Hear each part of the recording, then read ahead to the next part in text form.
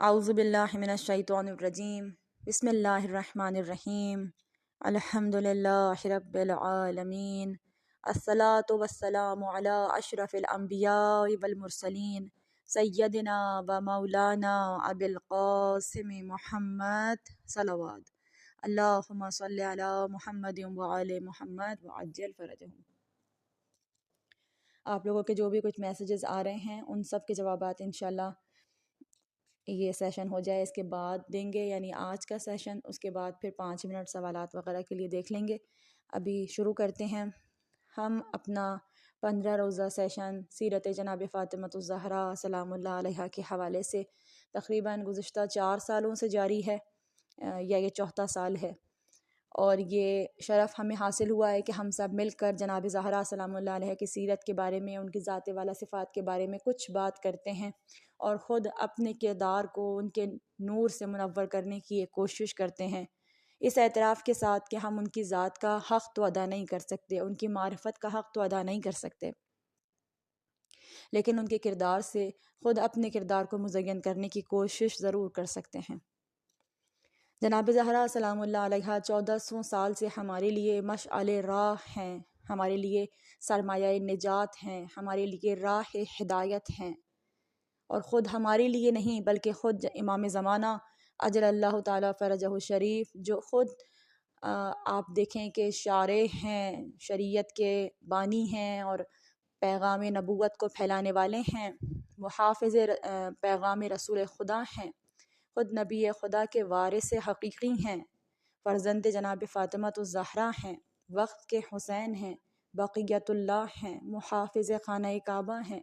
شریک قرآن ہیں، قرآن ناطق ہیں۔ آپ خود ارشاد فرماتے ہیں کہ نبی کی بیٹی کی ذات والا صفات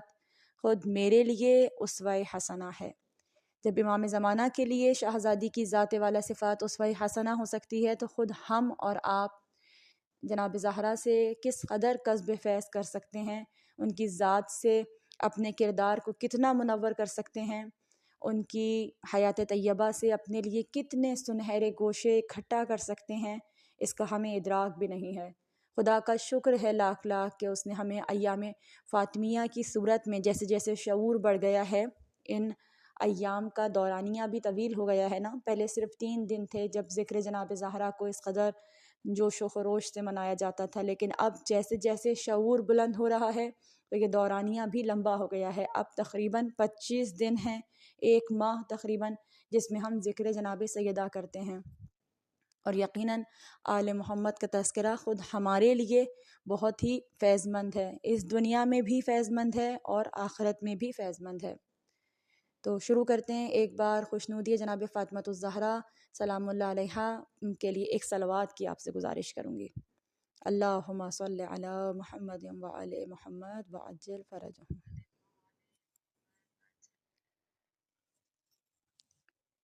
جناب رسالت مآب صلی اللہ علیہ وآلہ وسلم کے اس عظیم الشان فرمان سے آج کی کلاس کا آغاز کرتی ہوں۔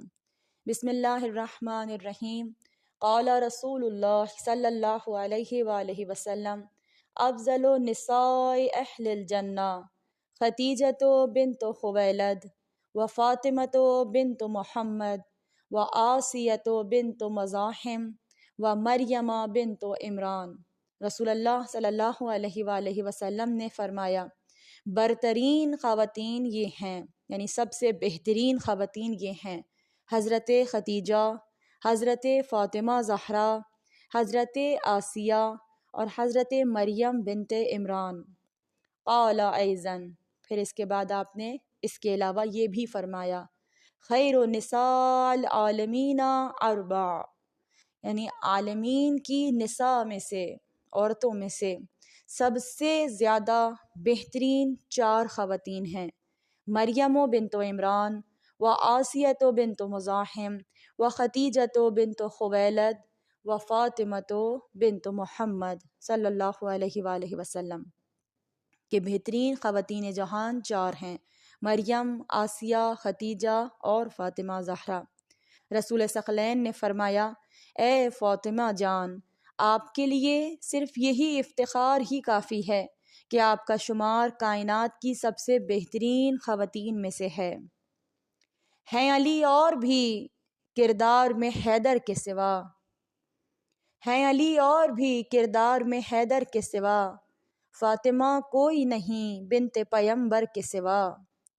رکھ دیا کاتب تقدیر نے یہ کہہ کے قلم،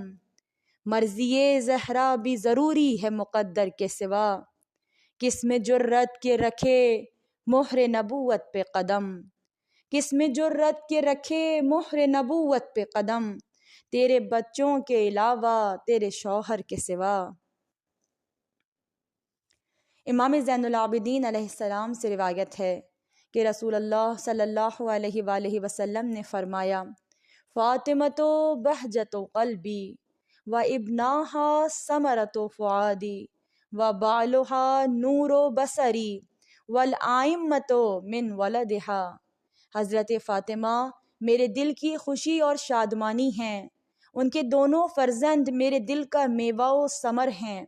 ان کے شوہر ارجمند میری آنکھوں کا نور ہیں، اور میری امت کے 11 رہبر انہی کی اولاد میں سے ہیں۔ قال رسول اللہ صلی اللہ علیہ وآلہ وسلم، ان اللہ خلقنی وخلق علی وفاطمہ والحسن والحسین قبل ان یخلق آدم، یعنی پروردگار نے مجھے خلق کیا، علی کو خلق کیا، فاطمہ کو، حسن کو، حسین کو، قبل ان یخلق آدم، اس سے بھی پہلے کہ جب اللہ نے جناب آدم کو خلق کیا تھا، یعنی جناب آدم سے بھی پہلے پروردگار نے ہم پنجتن کے انوار مقدسہ کو خلق فرمایا۔ اور پھر فرماتے ہیں کہ ہینا، یعنی اس وقت، لا سماء مرفوعہ، نہ ہی اونچا آسمان تھا، ولا ارض مدحوہا، نہ ہی پھیلی ہوئی زمین تھی، ولا ظلمت ولا نور، نہ تاریکی تھی نہ اجالا تھا، ولا شمس ولا قمر، نہ سورج تھا نہ چاند تھا، ولا جنت ولا نار، نہ جنت تھی اور نہ ہی جہنم تھی۔ ثم قال، اور پھر اس کے بعد فرمایا، انا شجرۃ طیبۃ، میں پاکیزہ شجر ہوں، وفاطمۃ اصلھا، فاطمہ اس کا جوہر ہیں، اس کی اصل ہیں، وعلی فرعھا، علی اس کی شاخیں ہیں۔ یعنی دیکھیں جناب علی علیہ السلام ظاہراً صرف ایک ذات نظر آتی ہے نا، لیکن پروردگار بھی قرآن میں ارشاد فرماتا ہے کہ یہ ایک ظاہر میں ایک نظر آنے والا ایک پوری مددگار قوم کے برابر ہے۔ اور نبی خدا نے بھی ایسے ہی فرمایا کہ ظاہر ایک نظر آنے والا جو ایک درخت ہے، کسی بھی درخت میں کوئی ایک شاخ تو نہیں ہوتی نا، لیکن امام علی علیہ السلام کو فرعھا کی مثال دی، یہ شاخیں ہیں، والآئمۃ ثمرھا، اور آئمہ اس درخت کے ثمر ہیں، وشیعتنا ورقھا، اور ہمارے شیعہ اس درخت کے پتے ہیں۔ اب ذرا غور فرمائیے گا اس حدیث مبارکہ پہ، جس میں نبی خدا فرما رہے ہیں کہ سب سے پہلے ہم 5 انوار کو پروردگار نے خلق فرمایا، یہاں تک کہ آدم کو بھی خلق نہیں کیا تھا، نہ زمین تھی، نہ آسمان، نہ نور، نہ ظلمت، نہ سورج، نہ چاند، نہ جنت، نہ جہنم۔ میں شجر طیبہ ہوں، فاطمہ اس کی اصل ہیں، اس کا جوہر ہیں، اس کی جڑ ہیں، اس جو آپ کہتے ہیں نا، جو جناب نبی خدا نے فرمایا کہ ام و ابیہا، نبی خدا یہی تو کہہ رہے ہیں کہ فاطمہ ام ہیں، فاطمہ جڑ ہیں، فاطمہ اساس ہیں، فاطمہ بنیاد ہیں، فاطمہ اصل ہیں، فاطمہ جوہر ہیں۔ وعلی فرعھا، علی اس کی شاخیں ہیں، والائمۃ ثمرھا، ائمہ اس کے ثمر ہیں، وشیعتنا ورقھا، ہمارے شیعہ اس کے ورق ہیں۔ غور طلب بات یہ ہے کہ کسی بھی شجر کی اگر شاخوں کو دیکھیں تو وہ بھی تنے سے، جڑ سے، اصل جو اس کی اصل ہے، یعنی جو زمین سے لگا ہوا ہے، زمین کا جوہر ہے نا، زمین سے غذا پاتا ہے نا درخت، اور کس کے ذریعے پاتا ہے؟ جڑیں زمین سے اپنی غذا کو حاصل کرتی ہیں، پانی بھی لیتی ہیں، اور جو نیوٹریشنز وغیرہ یہ سب کچھ زمین سے جڑیں حاصل کرتی ہیں، اور پھر وہ تنے تک پہنچتا ہے، اور پھر تنے سے شاخوں تک، اور جب شاخیں بہت اچھی پھلنے پھولنے لگیں گی تو پھر اس کے اوپر جو ثمر آئے گا وہ بھی بہت اچھا آئے گا، وہ پھل بھی میٹھا بنے گا، تازہ بنے گا، خوبصورت بنے گا، اس کے ورق، اس کے پتے بھی بہت اچھے ہوں گے، سر سبز و شاداب ہوں گے، تو اس کی اصل کیا ہے؟ وہ جڑ، وہ اساس، وہ بنیاد جو زمین سے منسلک ہے۔ کیا کہنا مرتبہ جناب زہرا کا! جناب رسالت مآب نے جناب زہرا کو اصلھا کہہ کر زمانے کو ایک پیغام دیا ہے کہ میں ہوں شجر طیبہ، اور میرے ذریعے سے علی اور اولاد علی نے فیض پایا ہے۔ تمام ائمہ، آپ جب سلام کرتے ہیں ائمہ کو، آپ کہتے ہیں السلام علیک یا ابن رسول اللہ، اے رسول اللہ کے بیٹے، اے فرزند رسول اللہ، آپ پر ہمارا سلام ہو۔ تو یہ جو نسل رسول اللہ کی ہے، یہ کس کے وسیلے سے ہے؟ اللہ نے جناب رسول خدا کو ایک ہی تو بیٹی عطا فرمائی تھی، جناب فاطمۃ الزہرا سلام اللہ علیہا، اور جناب رسالت مآب نے اپنی بیٹی کی جبین اقدس پہ بوسہ دے کر بار بار یہ کہا، اے فاطمہ آپ میری نسل کی ضامن ہیں۔ اسی لیے تو پروردگار نے کہا تھا انا اعطیناک الکوثر، میں آپ کو کوثر عطا کر رہا ہوں، ایک ایسا خیر کثیر کہ جس کے دم سے آپ کی نسل باقی رہے گی، آپ کا دشمن بے نام و نشان ہو کے رہ جائے گا، مگر آپ کی جو نسل ہے، جو خیر کثیر ہے، وہ شام قیامت تک اسی بیٹی کے ذریعے سے چلنے والی ہے۔ اگر ائمہ کو کوئی بھی فیض مل رہا ہے تو جناب زہرا کے وسیلے سے مل رہا ہے، یعنی شجر طیبہ ذات رسول ہے، اور یہ ذات رسول جب خدا کی طرف سے فیض پاتی ہے تو یہ فیض اب شاخوں تک کیسے جائے، اب پتوں تک کیسے جائے، اب پھلوں تک کیسے جائے؟ تو درمیان میں وسیلہ کون ہے؟ جناب فاطمۃ الزہرا سلام اللہ علیہا۔ یہاں پر ایک جملہ کہنے کا جی چاہتا ہے کہ ائمہ تو بغیر وسیلہ فاطمہ کے رسول اللہ سے مل نہیں پاتے، منسلک نہیں ہو پاتے، متوسل نہیں ہو پاتے، شرف نہیں پاتے، عظمت نہیں پاتے، تو امت کیسے بغیر فاطمہ کے رسول کی محبت کو پا سکتی ہے؟ رضا فاطمۃ الزہرا رضا رسول ہے، رضا رسول اللہ صلی اللہ علیہ وآلہ وسلم ہی رضا خدا ہے۔ ہم کل مرضی جناب زہرا پہ بات کریں گے، آج یہیں سے آگے بڑھتے ہیں۔ امام زین العابدین علیہ السلام کی روایت پڑھ رہی تھی کہ آپ نے فرمایا کہ فاطمہ میرے دل کی خوشی اور شادمانی ہے، ان کے دونوں فرزند میرے دل کا میوہ ہیں، ان کے شوہر ارجمند میری آنکھوں کا نور ہیں، اور میری امت کے 11 رہبر انہی کی اولاد میں سے ہیں۔ ایک بار حسین بن روح سے کسی نے سوال کیا کہ حضرت فاطمہ زہرا فضائل میں سب سے زیادہ برتر کیوں تھیں، بلند مرتبہ کیوں تھیں؟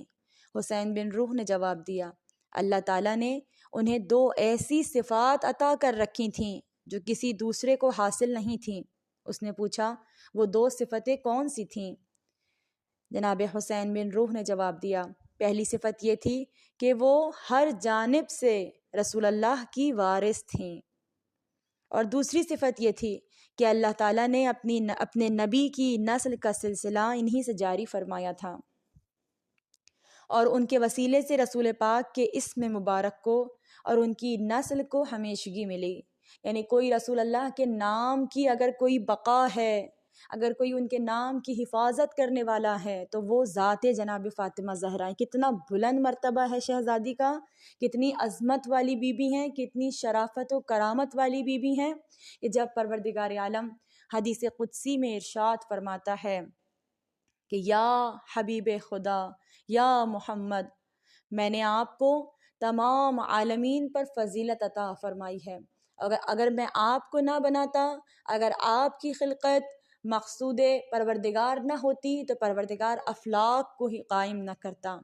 میں نے جو کچھ بھی بنایا ہے وہ آپ کے صدقے میں بنایا ہے۔ اور پھر کہا اے حبیب خدا، اگر علی نہ ہوتے تو آپ بھی نہ ہوتے، اور پھر فرمایا کہ اگر فاطمہ نہ ہوتی تو نہ علی کو بنایا جاتا، نہ نبی کو بنایا جاتا۔ مقصد کیا ہے؟ دونوں مرتبے میں فاطمہ سے بلند نظر آتے ہیں، ایک فاطمہ کے بابا ہیں اور ایک شہزادی کے شوہر ہیں، دونوں بلند مرتبہ ہیں۔ خداوند عالم نے باپ کا مقام بھی بیٹی سے بلند رکھا ہے اور شوہر کا مقام بھی بیوی سے بلند رکھا ہے،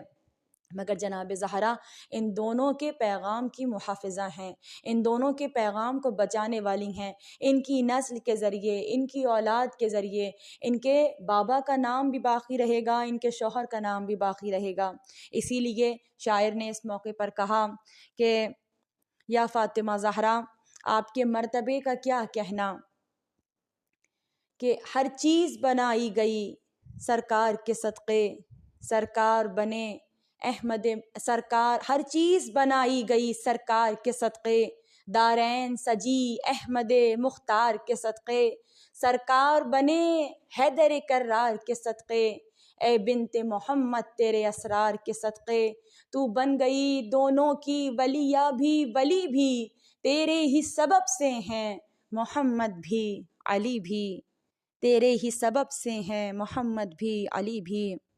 کیا کہنا جناب فاطمہ زہرا کا۔ اللہ تعالیٰ نے انہیں یہ دو امتیازات اس لیے عطا فرمائے تھے کہ ان کا قلب مبارک خلوص سے بھرپور تھا۔ حذیفہ سے روایت ہے کہ رسول اللہ صلی اللہ علیہ وآلہ وسلم جب تک اپنی دختر فرزانہ کے تابناک چہرے کے بوسے نہیں لے لیتے تھے اس وقت تک نہیں سوتے تھے۔ حضرت عبداللہ ابن عمر سے روایت ہے کہ رسول اللہ صلی اللہ علیہ وآلہ وسلم اپنی دختر کے سر مبارک پر بوسے دیتے اور فرماتے فدا کی ابو کی کما کنتی فکونی، آپ پر آپ کے بابا قربان ہو جائیں، آپ ازل سے طیب و طاہر ہیں اور باعظمت ہیں۔ ایک اور روایت میں آپ فرماتے تھے فدا کی ابی و امی، فاطمہ جان آپ پر میرے ماں باپ قربان ہو جائیں۔ جب جناب زہرا سے رسول اللہ کی محبت اس قدر والہانہ دیکھی تو کسی نے سوال کیا کہ کیا وجہ ہے آپ فاطمہ سے اس قدر محبت فرماتے ہیں، آپ انہیں ایسے بوسے دیتے ہیں، آپ انہیں ایسے سونگھتے ہیں، ان کی خوشبو کو محسوس کرتے ہیں، کیا سبب ہے؟ آپ صلی اللہ علیہ وآلہ وسلم نے ارشاد فرمایا فاطمہ تو حورا انسیا فکلما اشتقت راحت الجنہ شممت راحت ابننی فاطمہ،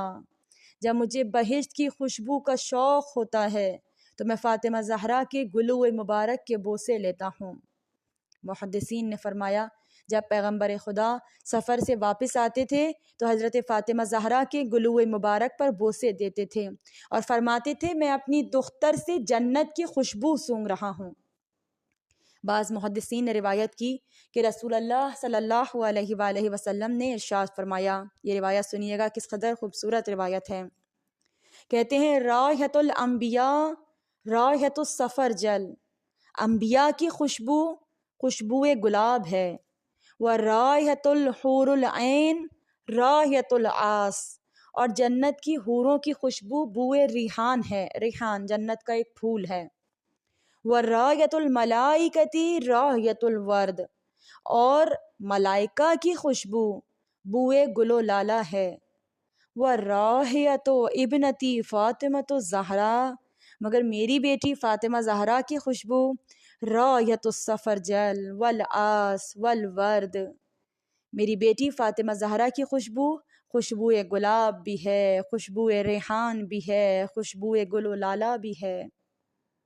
میں یوں کہتی ہوں اس جملے پر کہ بڑی بھرپور راحت تھی ولی کو،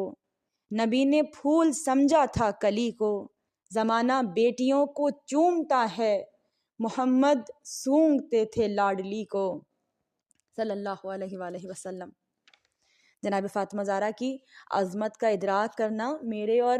کسی کے بھی بس کی بات نہیں ہے، کیونکہ جناب زہرا سلام اللہ علیہ لیلۃ القدر کی مثل ہیں۔ وما ادراک ما لیلۃ القدر، تم کیا جانو کہ لیلۃ القدر کیا ہے؟ لیلۃ القدر کیا ہے؟ وہ رات کہ جس میں قرآن نازل ہوا، خود قرآن تو لیلۃ القدر نہیں ہے، بلکہ صرف وہ رات کہ جس میں قرآن نازل ہوا اسے لیلۃ القدر کہا جاتا ہے۔ قرآن لیلۃ القدر میں نازل ہوا۔ پروردگار عالم قرآن کریم کے ایک مکان کو بھی بیان کرتا ہے، ایک وقت کو بھی بیان کرتا ہے، کس جگہ پر آیا، کس چیز پر آیا، کس وقت میں آیا، لیلۃ القدر میں آیا، کس چیز پر آیا؟ نزل علی قلبک بہ روح الامین، آپ کے دل پر، اے حبیب خدا آپ کے دل پر آیا، روح الامین کے ذریعے آپ کے دل پر بھیجا گیا تھا۔ جناب رسالت مآب اپنی بیٹی کا چہرہ دیکھ کر فرما رہے ہیں یا فاطمہ بہجت و قلبی، اے فاطمہ آپ میرے دل کی ٹھنڈک ہیں۔ صرف اسی پر بات رک جاتی تو شاید ہم یہیں پہ ہی تھم جاتے، رک جاتے، مگر پھر کہا یا فاطمہ انتی قلبی، میرا دل آپ ہی تو ہیں، آپ ہی تو میرا دل ہیں۔ یعنی نبی خدا فرما رہے ہیں اے فاطمہ آپ ہی تو وہ ظرف ہیں جس پر قرآن آتا ہے۔ تو وہ رات، وہ لیلۃ القدر جس میں قرآن آیا تھا، وہ رات سمجھ میں نہیں آتی تو جو خود قلب محمد مصطفیٰ ہو وہ ظرف کیسے سمجھ میں آ سکتا ہے؟ پھر نہ صرف یہ کہ یہ ظرف نزول قرآن پاک ہیں بلکہ یہ خود قرآن ناطق ہیں، یہ مثل قرآن ہیں، یہ بھی قلب محمد مصطفیٰ پر مثل قرآن نازل، یعنی خود بھی دل ہے رسول خدا کا، اور رسول کے دل پر، رسول کے قلب پر خدا کا انعام بن کر نازل بھی ہوتی ہیں۔ نازل ہوتی ہیں تو کیا ولادت نہیں ہوئی؟ آپ کہیں گے نہیں، ولادت ہوئی ہے، یعنی نازل ہوئی قلب رسول پر اور ظاہر ہوئی ولادت کے ذریعے شکم جناب خدیجہ سلام اللہ علیہا سے۔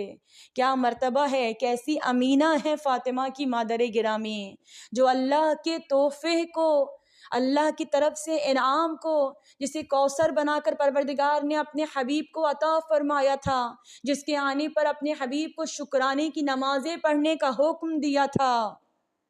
اس تحفے کو رسول خدا پر اللہ کا جو تحفہ بن کر آئی ہو، اس تحفے کو جناب رسالت مآب جناب خدیجہ کے وسیلے سے پا رہے ہیں۔ کیسی باعظمت بی بی ہے، کیسی کرامت والی بی بی ہے جناب خدیجہ، یہ فاطمہ کی مادر گرامی کی شان ہے۔ اللہ اللہ، بابا ہیں تو سید الانبیاء ہیں، اور مادر گرامی ہیں تو وہ بھی خواتین عالم میں سے سیدہ نظر آتی ہیں، یعنی سید و سردار نظر آتی ہیں۔ دو سرداروں کی بیٹی کو ایسا ہی ہونا چاہیے تھا کہ ان کو سیدۃ النساء العالمین کہا جائے۔